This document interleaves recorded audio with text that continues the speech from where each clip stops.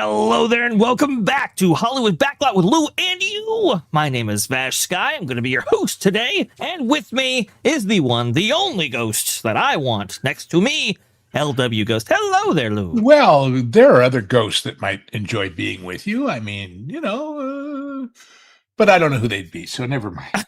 I don't know who they'd be either. Maybe the ghost of Walt Disney. Maybe that's the one exception. But I will absolutely. He's busy haunting Big Bob's shower. Maybe that's where the too reverent comments come in.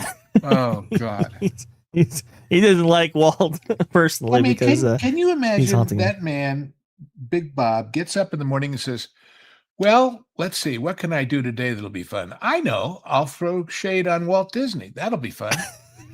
I mean, we haven't even covered it in that Park Place. I plan to cover it next week, but he threw shade at Pirates of the Caribbean as well. The original Disneyland. That old thing. Let's tear it out and put Tiana's Rugrat Adventure in there. I don't know. Yeah. He called an example of bad storytelling, and I'm just like, what is an example of good storytelling, Bob? He hasn't really told a good story since he accurately once every 12 days predicted the weather in New York City. But oh boy, look, putting aside him in particular, we all have people in our lives we know who are total and complete ignoramuses and total and complete incompetence, and they always seem to land on their feet. And that's the kind of guy this guy is. He just has that that charmed life, or until recently anyway. We'll see how he exits the scene, if he ever does. That's a good point. I think the last earnings call made it clear that Bob is, we need somebody else at the top. I think that's. Well, yeah. Well, but that was news. Yeah. Well, I think some people, maybe the board members, maybe the people who aren't as tuned in as we are. It isn't a question of being tuned in. They wouldn't be there without him, and they like that job. They get to show up once in a while, go tut, and take home some money and some free tickets. That's not a bad gig. A good point. That's not a bad gig. Speaking I'm available for that gig, by the way. Well, I don't think you're available necessarily here, Lou, because you got a gig of your own. Please tell the audience all about it. Well, that's true. I have found my niche, as they say. And for those of you who are either unaware or experiencing some sort of resistance to the call that is deep in your soul to join my Patreon, by God, get off the stick and do it. Because there are plenty of you, but there should be plenty more. Lou's Views at Patreon is my place to talk about, well, some of the same things we do here, but also lots of other things. Everything from food and wine and travel to politics to, yes, showbiz, but how you can learn lessons from showbiz that apply in your non-showbiz career or business or whatever it is. Indeed, just the simple thing of look at the top one there. Getting old can make you young or dumb. Choose young, please. And you'll be interested to know among the old people who chose dumb, Senator Schumer, Nancy Pelosi, a few other odds and ends like that. These people, I tell you. Did you see my former congressman, Brad Sherman, was photographed on an airplane with a tablet perusing porn. Mm-hmm. And when he was confronted about it, somehow he managed to blame Elon Musk. That bad African-American guy made me do it, I tell you. Yeah. I mean, what? I didn't see that. Oh, God. I also saw Elizabeth Warren commenting on the whole Ellison Paramount / Warner Brothers potential buy or purchase, I should say. And I'm just kind of like, I don't know. I don't know if we should necessarily be getting advice, maybe even representation from these people. I find it a good rule, if you are going to take advice from somebody, to check out their track record. Enough said about any of these people. Absolutely. The only one with a positive track record is Nancy with her insider trading.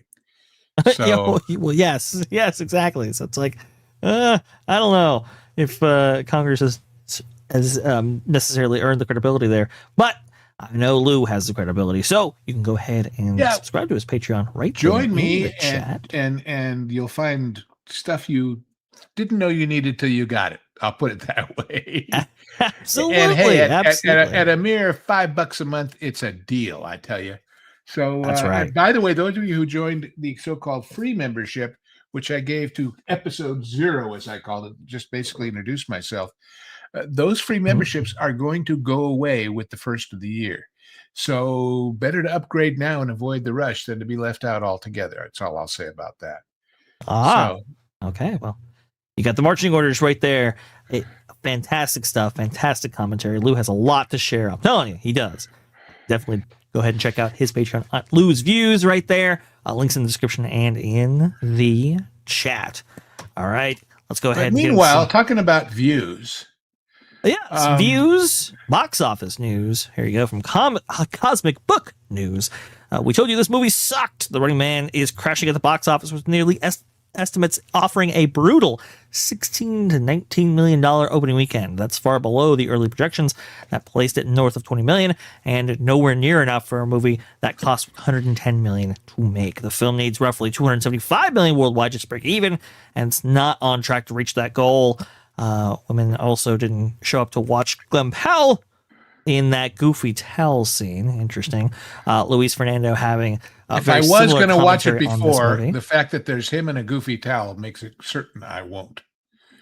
Yes. $110 million price tag. A disappointing $28.2 million global opening right here. Lou, are you necessarily surprised that Running Man didn't light anybody's fire at the box office? When you make movies that are for their time and for their ability so perfect as the first Yeah, one, why does anybody want to make a remake? it's a very good point. I mean, I can count on the fingers of one hand the number of movies that were good and their remakes were good too. Interestingly enough, in my opinion, another Arnold sci-fi movie, which is Get Your Ass to Mars, I thought was good in both versions. But Right. that's rare. That's real rare. Uh, and of course, all the Batman movies are not exactly remakes. They're just. I wonder if it was a remake of Conan, well, not even Conan, but of some caveman movie where they had no shoes, would it still be called a reboot? Uh, That's uh, a good point. That's a good point. Yeah, I saw the trailer for it and I was like, I don't know about all this. In fact, I would say, at least in my mind, and what might have resonated with audiences a little bit more and was reflected in the box office. Predator Badlands actually did okay, only a 59% drop from the first weekend to the second, now eyeing a 192 to $215 million I'm sorry, global but run. that silly fake mandible is like, Yeah. I don't. But back to the Running Man. Putting Please. aside how great Arnold was in the original, Right. who plays the Dickie Dawson part? I don't know, actually. Who could? Yeah, that's true. Nobody, Yeah. because he had that game show host verisimilitude and that nastiness and that wittiness all in one guy that made that work. It just made it. Right. Right. Yeah. It's just these reboots or remakes. I mean, you really have to. You, you All I'm really saying have to. is, as big as the main star could be, and as much as you could say, well, so and so could do it, you Right. got to figure on the rest of the cast and the story too. Yeah. So they don't, and they pay the price. It's Uh, not good. Not good right there. And Glenn Powell's star is dimming ever since breaking out with a Top Gun Maverick. Very, very sad, but not so good. Not so good right there. We'll keep everybody up to date on all things box office for sure. Top Gun Maverick. I may have mentioned a Mhm. little over a week ago, we got a new grandchild, and his big brother is fascinated with him. And they sent Uh-huh. us a picture of the two of them in car seats front to back in the back seat of their car going to a doctor's appointment. And my caption was, which one is Maverick and which one is Iceman? Because That's they're cute. strapped in and ready for action, you know. That's But cool. That's yeah. fantastic right there. Yeah, but all of you out there, get a spouse and get some kids, because then you'll get grandkids. And trust me, it's joy. It's an absolute joy. Oh, And that's so cool. that's now 4 and counting for our clan. And who knows, we might get some more. You never know. Wow. Well, hey, definitely get some grandkids. There's some advice on aging for you. Don't get old without grandkids if you can help it. Anyway, we got some big news though that popped up a couple days ago. Actually, Larry Ellison will deliver a full backstop for Mogul's son David's plans to buy Warner Bros. Discovery, says sources. I think a lot of people in the press were questioning whether or not Larry Ellison would actually back David in his plan to buy Warner Brothers. Apparently he will. And here's the other thing, Lou, this is heating up very interestingly, because we now have Comcast CEO Brian Roberts traveling to Saudi Arabia, potentially exploring a bid for Warner Brothers Discovery, maybe with the help of the Saudis. I'm not sure. Puck is certainly saying that that might be the case. Also, too, Comcast might be developing a theme park there, not dissimilar to their rival Disney, which is very interesting. And I believe Netflix just had a meeting with some financial guys in order to explore the opportunity to buy Warner Bros. Discovery. And I still say what they're all doing is figuring out the worth of the pieces that will get shed in that process and whether they want to buy those. Okay. That's my opinion. Okay. I'm sticking to it. And right. I love Charlie Gasparino. I think he's great. But when he says Larry Ellison's net worth has been on a roller coaster ride, I have a question for all you theme park people out there. Would you like to go on a roller coaster that goes from 50 zillion to 55 zillion and back down to 50 zillion? If you see what I mean, when you're in that stratosphere, it's a rounding error, these roller coaster rides. It's just it's like a giga coaster that with the drop only goes down 5 feet or something like that. It's like it's not much of a roller coaster at that point. It's starting so high that it doesn't matter how much it goes down. Exactly. Anyway. That's really interesting.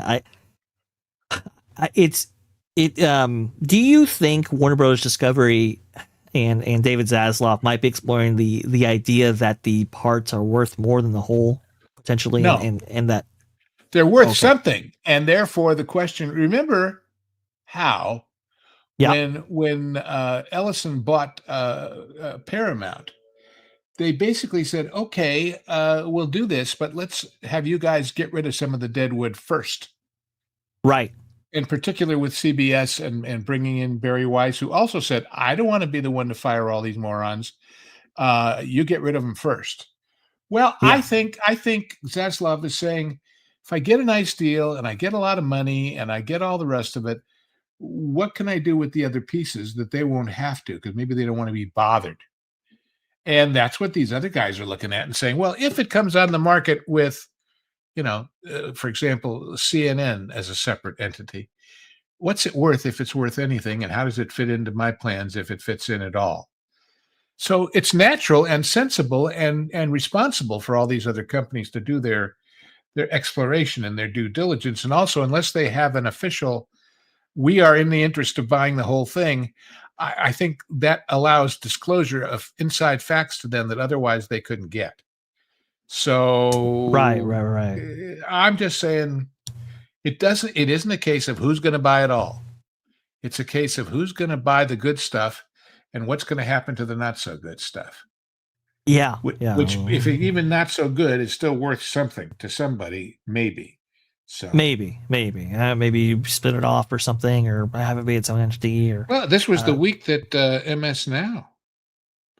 Oh, really? Was it this week? Yeah. They did their last broadcast as MSNBC a day or two ago. Oh, wow! So how exciting is that? I tell you. Yeah, I'm. And I don't know if you saw it, but they did a commercial for themselves to promote the change, where they showed newsrooms with people talking. And of course, there was Rachel Maddow and the big stars. Uh-huh. But guess what all those big stars are? They're all white. So they Oh, hired really? actors to play the other people at the table. And Oh, somebody looked no. up these actors and found them in commercials and found them in all Oh, kinds of other no. yeah. So it's just, Oh, no. Are you kidding me? I am not kidding you. Go look it up. Oh, You'll see. no. It's I got it. theater. It's theater. And Oh, when the audience isn't watching, you can put on all the theater you want, but you're not going to fool anybody.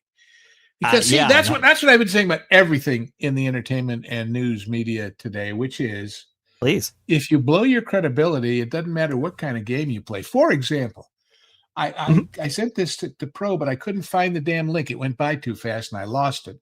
But one of the not huge but sizable sports betting outfits just went bankrupt. How Oh, is really? that possible? How can a sports betting outfit go bankrupt? Why? Consider a huge part of these sports betting outfits, and especially a huge part of ESPN's plans, are based on the fact that people like to bet on sports. Right. But with all these revelations about the NBA and the major leagues and football and college ball all being crooked as hell, at what point does the average person who used to enjoy betting say, you know what, if the game is rigged, there's no point in my even playing the game, and just walk away and get involved in their kids' soccer league? Yeah.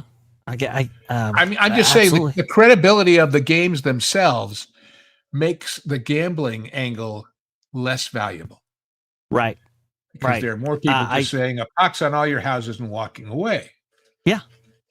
Yeah. I fully agree with this. I mean, the way that even football has changed and some of my favorite sports have changed because of the introduction of this stuff.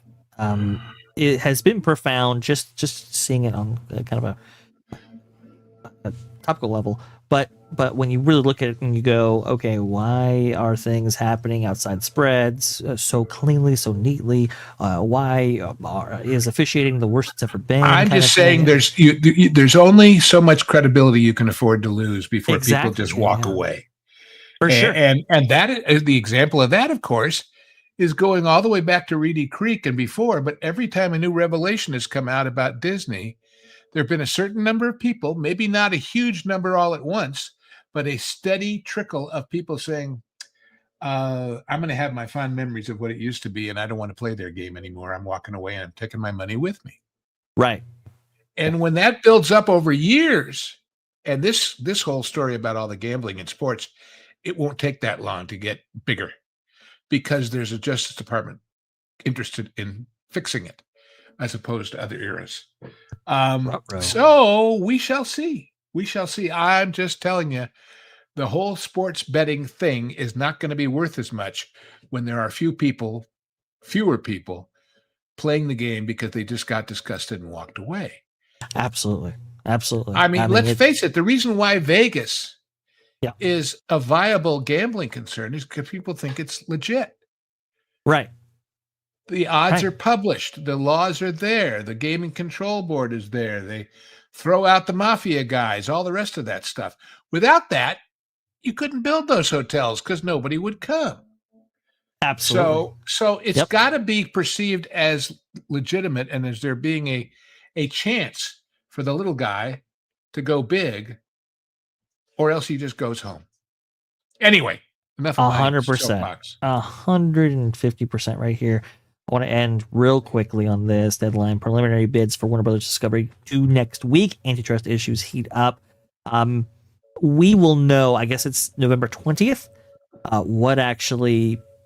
what these sales or what these offers from these various companies and entities actually look like. So I think it's very interesting to point out, it out. And we're going to be talking about sports in just a second here. But first, Eric Stratton coming in here with the 777, the 4-minute timeouts, the 5 different streamers to watch all the games, and YouTube interface to football game scores on D. Scores a D on usability grading. Yeah, exactly. Right. The formula seems to be, let's make it a lot harder, a lot more expensive, and a lot less reliable. Boy, that'll sell tickets. Yeah, exactly. That's the one that's going to get everybody up on these streaming platforms and everything else, and get people interested in the sports. We just covered actually the breaking news that occurred on Friday night with the YouTube TV and Disney strike coming to a close there, and a lot of people. So some people in the comment section of that video were kind of like, "Hey, why do you consider Disney losing in this deal?" And it's like one of the main things that the angle by which we went forward with that video was that YouTube won handily in that they got pretty much everything that they wanted. Yes, the side that gets what it wanted wins. News break. Right. So you can see right here, YouTube TV wins the rights to launch a cheaper sports-only package and include ESPN in it. They were able to get not just a portion of what is it? ESPN Unlimited, but they were able to get the whole thing because Alex Sherman was thinking, "Hey, this is going to be select." It turns out it was not. It was all of ESPN Unlimited, which is super significant. And they were able to skinny bundle this, Lou. Yeah. And as big as YouTube is, let's remember that everybody else is going to demand the same deal. Yes. All the cable systems, everybody else is going to say, we don't want to do any more than YouTube is. So, right. I mean, this is very, very significant right here. The other thing too, I think Dana Walden, I think maybe Bob Iger was looking at her like, "Hey, look, listen, let's get this deal done before the earnings call, and you will have shown that you can actually be in this seat." Because one of the big responsibilities as CEO is to negotiate these deals, or at least to facilitate these negotiations. And unfortunately, I think Dana Walden failed in her assignment. Get this done before the earnings call. Wait. Please. If she was going to make the deal they eventually made, she could have done it any time. Yes, that's true. Oh, that's a good point. And no, there's a bigger point than that. Go ahead. Some people play checkers and some people play 3D chess. Yeah. YouTube knew they were going to win this one way or another by hook or by crook if they just stuck it out. They don't care about this one anymore. This is a done deal. They're looking ahead to the next one and the next one and the next one. So if they could basically disqualify Walden and the other guy up front by making them a whole 24 hours or whatever it was, so they couldn't announce it on the call, they win the next one too. Because they're saying, mess with us and we will kill your personal career, not just your deal with your company. That's interesting. They're not speaking to them. They're speaking to all the junior birdmen who want to be them and saying, learn this lesson. Make deals quicker and fairer, or your boss may not like it, but they'll live with you, as opposed to the alternative. Right. I have a couple of episodes on the Patreon called "The Game Behind the Game." That's the game behind the game here. Is that YouTube was already on to the next plan and the next deal and the next foray, even if it's years from now. And they're sending messages, not just to current Disney employees, but anybody who might take a job there, saying, don't get your you-know-what in a ringer over something like this, because we'll crush you. Yeah. And it costs us nothing to wait one extra day to make the deal just to make you look ridiculous. That's a really good point. And I think YouTube TV were looking to purposefully withhold a deal right before the earnings call, because I think they kind of knew, like, you don't really have anything in your earnings that was just a buy for investors.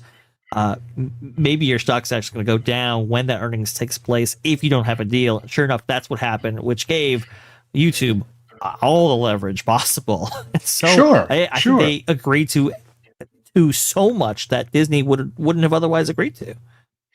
I see in the chat, Ganshogi says, I play chess like I play Call of Duty. Needless to say, I'm not very good. Ganshogi, there is a famous game in the annals of chess between two chess masters who one of their homes, their kitchen floor, was all black and white tile squares. So they decided to have a game, and they used various sizes and configurations of spirits to be the chessmen. Oh, So Jeroboam of whatever was the king, and snifters of red and white wine were the pawns, etc., etc. And the one guy intentionally sacrificed his queen early in the game. Why? Because the rules were if you took a piece, you had to drink it then and there. So he intentionally whoa. gave this big bottle up because he knew when the guy drank it, he was going to be so incapacitated that he wouldn't win. So there's a game behind the game for you. That's a true It's story. a game behind the game if I've ever heard one here. That's pretty good. Oh boy. Well, the game behind the game. I think YouTube won this game for sure. I don't. The only thing that I saw Disney really make out with it, and we have yet to see about the prices or the price increase and so forth that might actually happen from all of this. But the only thing that I saw Disney really win was that they were able to maintain their channels on YouTube TV. That being said, YouTube TV can now offer skinny bundles without those channels. So, And when they don't take those channels, they don't pay for those channels. And at some point, a lot of those channels are just going to be more expensive to produce than they're producing. exactly, and that's And why I think Disney wanted to keep those. But it'll become doesn't happen. Hulu National Geographic specials, or it'll become, I'm just saying they'll Yeah. keep the brand name, but not the channel because it's just Right. one more Right, piece right, of right. garbage they don't need to pay for. So Very interesting stuff right here. We'll keep everybody up to date. I want to know more terms of the deals, but for right now, I think YouTube's coming out on top on that one. But AMC, not looking so good. AMC Theaters post steep $298 million loss, lower revenues. This by Eden Vlessing of the Hollywood Reporter right here. The mega hit exhibitor saw its net loss climb again a year earlier. $20.7 million loss due to non-cash charges following a refinancing. AMC Entertainment Holdings has seen its third quarter net loss balloon, and total revenue falls due to weaker Hollywood box office. The AMC CEO was very bullish on Q4. Lou, do you think the box office can turn around meaningfully with the releases of stuff like, Avatar: Fire and Ash? look, we always talk about the debt that the studios incur in order to make a movie, right? Right. Mm-hmm. Okay, so the theaters are incurring huge debt to add large format theaters. Yeah. So the question becomes, even if they get a hit for a couple of weeks, what does that do to the overall debt load? And the answer remains to be seen. Right. So, and they haven't really figured out what to do with them without hits. There's all kinds of ideas and bringing back revivals of Jaws and whatever, but it's not like when you used to have a hit that ran for 6 months, is it? Yeah. Even at the lower price. And that's a good point. If you're counting on popcorn boxes and large drinks to make your money, you're counting desperately. How long was the original Star Wars in theaters back in 77? I don't remember. It ran for quite a while, and then it seems to me it came out and went back in again after something else failed. Right, But I don't remember. I mean, that's how these box office financial and they didn't have go. IMAX screens to charge more money, and the tickets were the same pretty much everywhere in the country. Yeah. And it was just a good ride. People liked taking it. And of course, Yeah. at the same time, they didn't have 500 channels of nothing to watch on their home big screen. So the world has changed. But that world's doesn't changed a mean lot. that doesn't mean that you say, well, here's the deal. We're losing money hand over fist. We Mhm. can't get any traction except on these big screen things. So let's go borrow a bunch more money to build some more big screens and make sure that we're a slave to them. Yeah. It's theatricals in it's hurting, and unfortunately, the product that you sell when it comes to theatrical, you almost have no control over, because it's all what the studios want to put out, and unfortunately, the studios are 3 years behind the culture, and the culture's changed and so forth. And we've talked about that before, but these theaters are just getting brutalized, and yeah. going with more PLFs, I think is a great thing, but will it necessarily Will bring it people back in? transform the movie-going experience to only big screens? Yeah. Will it make it so that people will only go out and spend money on something they cannot replicate at home for a short period of time before the next one squeezes in? That was their thing of saying, well, gee, we have to bump them out when they're still doing well because the next one's scheduled. So let's make more theaters so we don't have to do that. Yeah. Okay, but what about when there's no next one scheduled and not for another 3 months? Tough. This is it's tough It is stuff. a It's a, brave new world, and the exhibitors, the only thing they make money on, by the way, is the $9.75 Coke that Godshogi bought. yeah. Uh, that's free. That's Yeah. free. You see, what you don't know is when we talk about all the money that the theaters keep and how much they give the studio and all the rest, all of that is calculated after something called the house nut, which is the Hmm. cost of turning on the lights, paying the dummies to stand there and putting out Coke and popcorn. That's all off the top before Yeah. they split the money. So that's virtually free to Yeah. the theater. So if you only bought one ticket, but you bought 17 Cokes, they'd come out ahead than if you bought 17 people a ticket. See what I mean? Yeah. Yeah. I get you. Um, I and get you. so anyway, it's a funny business, and it changed faster than anybody expected it to, and they haven't figured it out yet. They just haven't.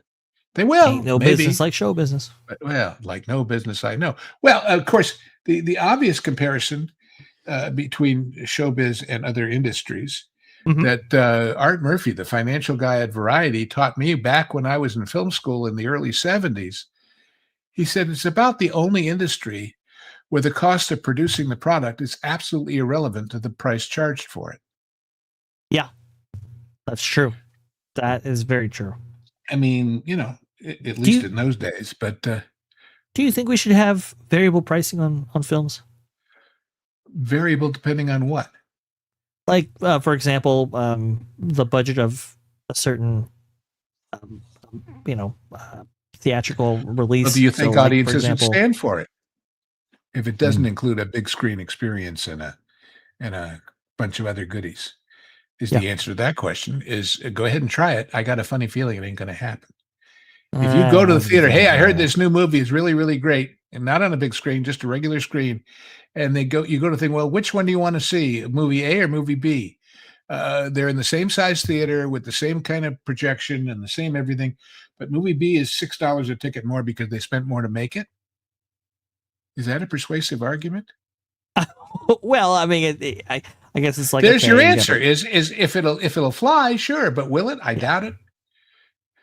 I guess more accurately, maybe it's like a low cost rom com versus maybe a tentpole like an Avengers movie. Well, but see, if the same audience is offered all of that and is interested Uh huh. in all of it, they'll go see what they're in the mood for and hallelujah. That's But true. if it's fragmenting and tribalizing the audience between rom-com fans and Avengers fans, Hmm. um, I don't know. Yeah, we'll find out. Avatar going to be 3 hours and 15 minutes long, lasting the trilogy right I there. got to And tell you I something. think, I think all of these things are going to come a cropper. I know Marvin on our channels is absolutely convinced that Wicked Part Two is going to be a huge, huge hit.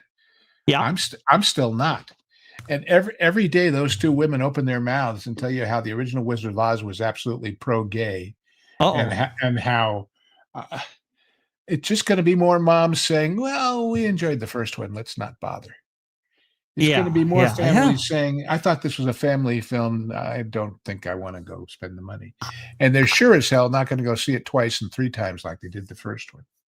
I'm still verifying this claim. I had heard that Wicked for Good had less of a marketing budget than Wicked the original. I don't know if that's true or not. I But don't know, but in some sense, it would make sense yeah, because that would presume that they're marketing it to people who saw the first one basically alone. Right. They're not marketing it to people who never saw the first one, which in a way makes sense, because if you never saw the first one, why would you go see the second one?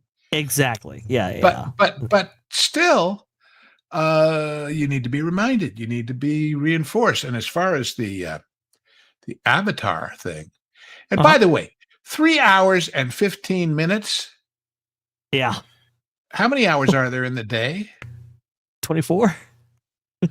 So, and you got to sleep and you got to eat and they got to clean the theater, you hope.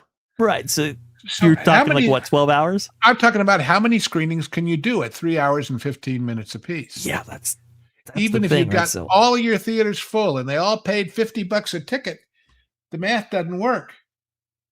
maybe And three showings a day? even if the story is worth 3 hours and 15 minutes of your time.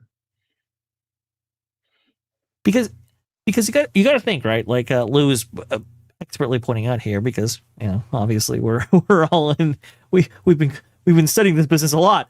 It's you're looking at a capacity issue, especially with PLFs, right? So if your PLF in your area can only show maybe 3 showings a day, what is the box office potential for something like this? And will international support this in the big way that they have supported the other 2 films? I'm not really wait, sure on you're this. talking 3 showings a day. So what time would those showings be? The first one would be what, like noon?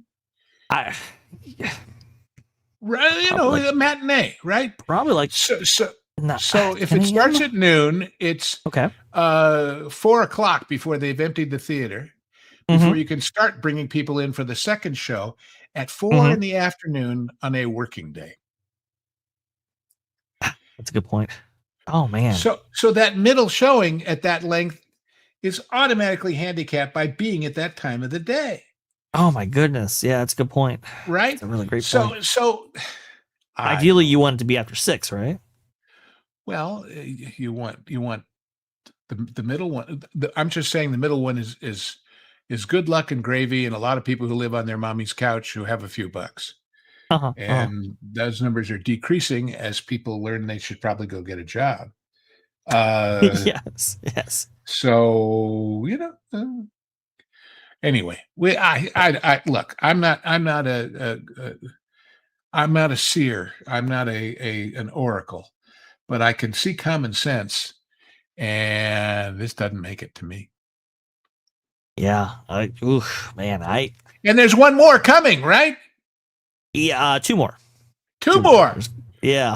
Oh Maybe boy, 5. I tell you what, man, there's going to be such a demand for that postage stamp size Avatar land at Disneyland. Hopefully, we didn't. it is. Gosh, all this time we were wondering where they're going to put it. It takes up so much room. They were smarter than we were, because they realized by the time they build it, nobody's going to give a damn anyway, and why waste the space? Yeah, exactly. Remember, it was all Bob Iger. Bob Iger was the guy that said, "Hey, we're going to build a land at Disneyland," and we're still waiting for it right here. We And the first one, which I haven't been to, but I'm told is most exciting at night, they keep closing the parks earlier and earlier, and so you'll never see all those lights. I know. It's so frustrating, Lou. It's so frustrating. Don't like that at all. I think, DC is closing at 9. But they've got a dung ball for you to fondle. Ooh. So, it's not a total loss, right? Not a total loss. That is for sure. Speaking of, I don't even know how I transitioned from this. It's our last story of the day, folks. It is Sabrina Carpenter to lead Alice in Wonderland inspired musical at Universal. This by Kim Murphy over there at Variety right here. Sabrina Carpenter is heading up the to the teenage movies. pop star, right? Or hardly. Yeah, the pop star will lead her first major studio feature with a new musical at Universal Pictures. The project is inspired by Lewis Carroll's trippy, picaresque novel, yes. Alice's Adventures in Wonderland, which is in the public domain. Lorraine Scafario is on board to write and direct. Along with starring, Carpenter will produce the untitled project, along with Mark Platt through his Universal-based Mark Platt Productions. Leslie Morgenstein and Alyssa Koblowitz are also producing through Alloy Entertainment. This I find very interesting because we have heard that there might be a new Sleeping Beauty film taking place in Mexico, of all places, that Tangled might be back on, all these different things. Lou, is Universal trying to beat Disney at their own fairy tale game. First of all, I knew, but I thought I'd get you the official. Do you know what the word picaresque means and why it's totally ridiculous in this context? I have no idea. Relating to an episodic style of fiction dealing with the adventures of a rough and dishonest but appealing hero. What? Is that what Alice is? A rough and dishonest? That's not what Alice is. Well, so maybe they misunderstood it right from the beginning. I will remind everybody that Walt Disney's original Alice in Wonderland was their first animated flop. And I mean, it was a big flop. They had to write off $1 million. And Walt struggled with it for years and said, well, nobody could get behind that weird little girl. Yeah. You know? And so there's that. Secondly, are they going to teach us lessons? Are they going to teach us? I hope not. And thirdly, this young lady, I didn't know much about her, so I looked her up and I found, have you got it ready? The following photo from her new album, which is called Man's Best Friend. And here it is. It's quite the album cover. It wouldn't have been hardly a feminist icon, I would say. That's true. That's true. And as I said to Vash before we started looking at that picture, I said she's got good legs, good ass, good hair, but she's got Tyrannosaurus arms. Oh no, Lou, we're gonna get into it. This is okay. Sabrina knows her brand, and she has been depicting herself as such for a period of time. She now is like, okay, she's reached this point of stardom where she can get into the movie business. Hopefully, it won't be like Taylor Swift's and Cats. I don't think that's how this is going to actually work. I find this interesting on a couple of levels because Universal are also producing Wicked and Wicked for Good, right? With Ariana Grande and Cynthia Erivo. You saw what Miss Erivo won just the other day or today? I did see that. She's on the cover of GQ's Man of the Year, which is so bizarre. It's a bizarre photo too. If I give them credit for deciding one way or the other. Me, I could never figure it out. Yeah, it's totally weird. But you know, if you were to keep budgets in line, because I think Wicked and Wicked for Good might be a little bit too expensive or more expensive than Universal might be willing to put out for something like Alice in Wonderland and Sabrina Carpenter, but there definitely is an audience for that kind of a picture. Is this a continuation of that mentality or thinking? Is this kind of like, hey, we want to dabble into the fairy tale realm, especially with fairy tales like Alice in Wonderland, or is it we want to capture the kind of concert movie series that I think AMC CEO was talking about? What do you think's going on here? Well, they didn't follow on from her album and put her in an original IP where she's a dog, right? So I guess that's something. No. I mean, look.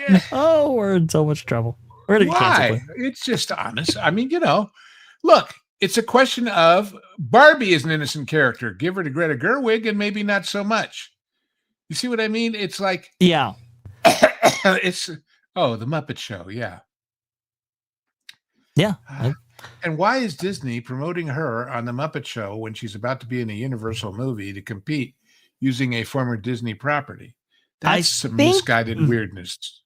I think that news came out before this news, so that might be why. But they had to know. Maybe or did you know or should have known? As the saying goes in politics. But if they didn't know, boy, whoever made that decision. And I saw some clip of her doing a blonde Wonder Woman thing in her stage act, and that was weird too. That's a little strange. Because I mean, when I think of short blondes with not much figure above, I naturally think of Wonder Woman. Oh no, we're in so much trouble. For what? For being honest? Oh, well, the opinions expressed by Lew Wasserman's Ghost are strictly his own. Your mileage may vary. Okay. Well, but if you'd like more of them, join my Patreon. Anyway, no one wants Sabrina Carpenter. Here's really somebody already trying deciding not they to don't want it. comment Oh. on anybody's appearance, but I will say that she understands her brand, and she is pushing that. Metro here saying that nobody wants Sabrina Carpenter's Alice in Wonderland movie. I don't know. This seems like a big risk. And the reason I say that is because I think even Tim Burton's Alice in Wonderland, while the first one made $1 billion, the second one I think was a box office flop. Like you said, Lou, when Disney actually did it with their animated film, I think he scrap like over half that movie at one point. Yeah. And yeah. start over. And what's real interesting, go on to the Wikipedia listing and go into the details, folks. When you find out how many songs were written for the original Alice in Wonderland, many of which, of course, never made it into the movie, and how they were recycled in lots of other Disney movies, you will be shocked at where those songs came from and where they wound up. And the idea, this has to be a musical because she's a singer, but who's going to write the music? Well, I was. That's an interesting point. Yeah, it's not always. Actually, it's kind of rare where singers, especially at that level, write their own songs. So, that's an interesting idea. I know they can get Katy Perry to write it, but anyway. Yeah. Okay. Oh, all right. I think this is what you were referring to, Lou. Yeah, well, yeah, and if you go down now, look at go further and further and further, and where it went, and oh God, man, this is deleted characters. You know, they reworked this film several times, and yeah, that would obviously affect what songs you actually write for something like this. It's just been a tough nut to crack, and I think the reason why is because maybe the material's a little bit too esoteric. Maybe it's a little bit too niche.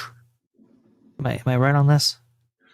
Well, if you just did the story the way Carol wrote it, it's great. That's why it's still around. That's why it's been a favorite for generation after generations. Yeah. But some books don't make movies, and some books don't make musicals, and some books, especially when you go out of your way to change them. So I'm not in a big rush to see how it comes out.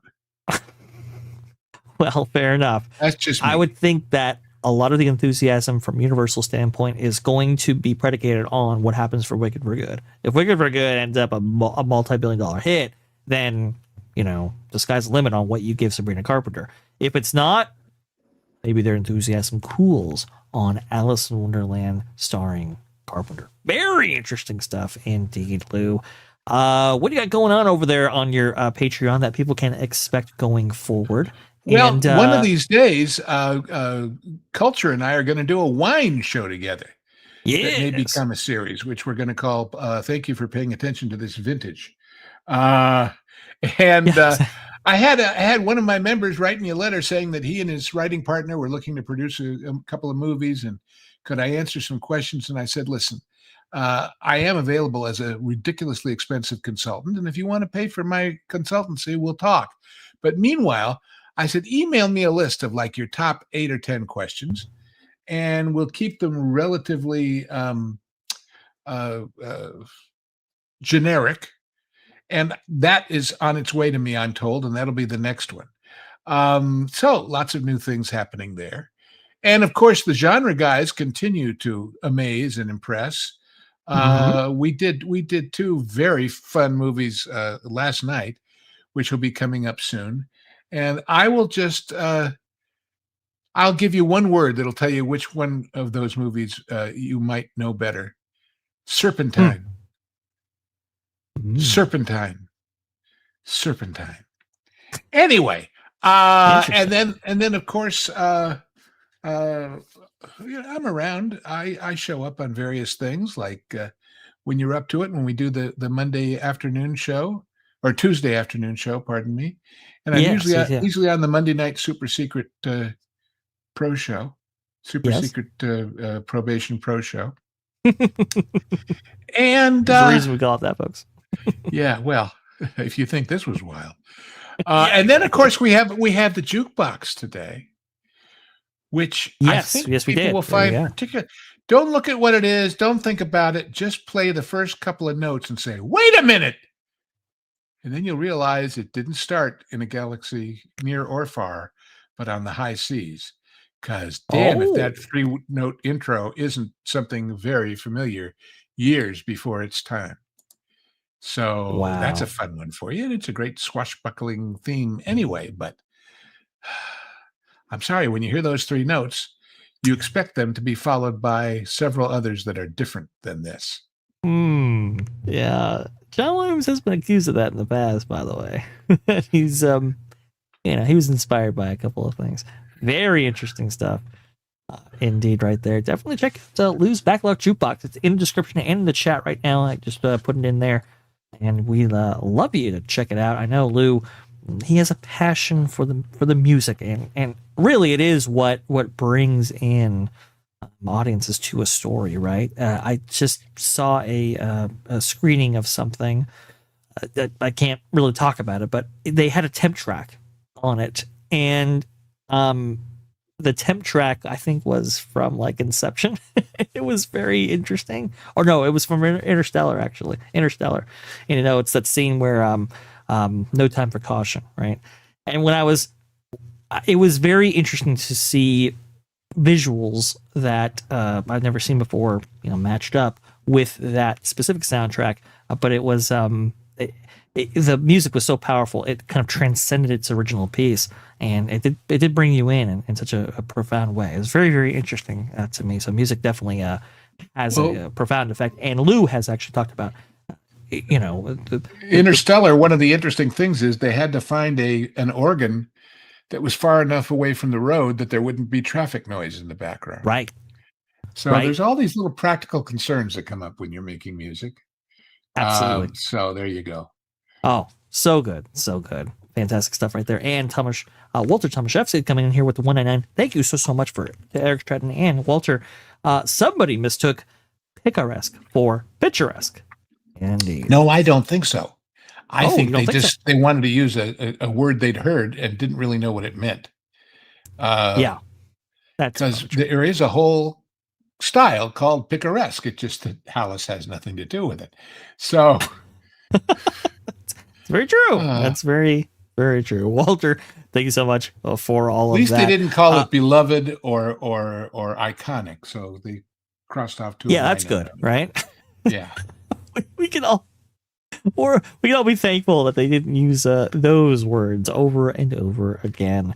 They will in future. Don't worry about it; it'll come out. Oh, absolutely, indeed. And we have more words to bring you via our various channels and so forth. So that Park Place, from what I understand, from what I'm being told, will have a new schedule for the week coming up here shortly. We will be bringing that to you. I believe we're going to have a live stream tomorrow talking about everything, talking about the changes being made and stuff like that. It's really, really fascinating because it'll allow us on that Park Place to actually bring you more coverage. T3PO Live isn't going anywhere. Hollywood Backlot with Lew isn't going anywhere.